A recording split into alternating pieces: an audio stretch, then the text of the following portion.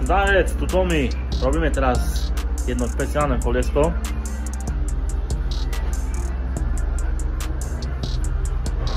Z Audi A8. Jedna vec mi trošku nejde do hlavy, že prečo to vlastne takto urobili. A hneď vám to vysvetlím v ďalšom zábere. No, všimnime si túto stenu. Tá má hrúbku dostačujúcu. Ale prečo vonkajšiu stenu takto zrobili tenku jak nožik? To je, není ani polovica z tejto.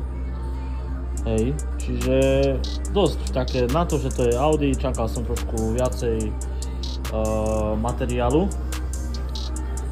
A takto vyzerá koleso.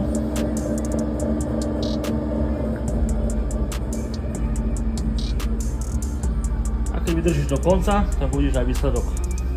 Zatiaľ čauko. Koliesko máme hotové. Poďme spolu sa pozrieť na výsledok. Sleduj do konca toto video. Máme Audi.